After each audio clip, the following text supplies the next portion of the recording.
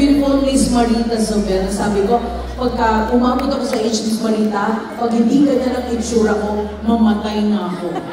Diba? So, of course, how can I forget the concert queen? Well, pagkaharap ko po siya, para ako nagsasalamin lang.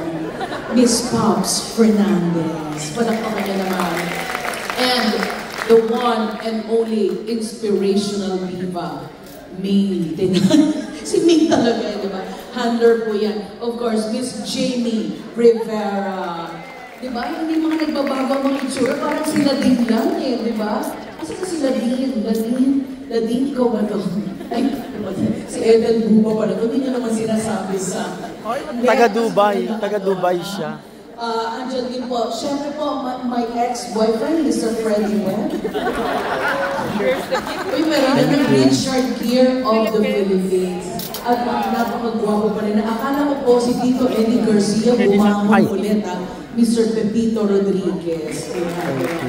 Hinahangaan niya na aking kaibigan na narito po ngayon, Honorable Governor Grace Patacao Isabela. Hi, Governor. At sino pa ba? Ay, nako, hindi ko po matatawaran ng talent ito. Isa po sa peg ko po ito, si Miss Nova Villa. Miss Nova, alam mo yan. At syempre, andito rin po si Mr. Noel Trinidad na nakatrabaho ko po once in my life. Diba? Hi, Tito Noel. Marisa po, a.k.a. Ellen Adarna. Alam niyo ba, baka meron akong nakalimutan. Wala naman, wala. Nakakaya kasi pag may nalimutan ako, ayaw po ma-Eva Darin ngayong gabi. Ha? Sino po?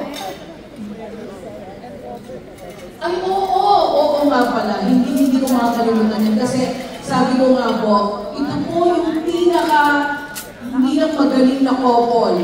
Magaling na couple as performers. Tapos ito pa po, as in hanggang ngayon, hindi pa rin po sila naghihiwalay. Mga kaibigan, Robert Senya and Miss Isay Alvarez. Woo!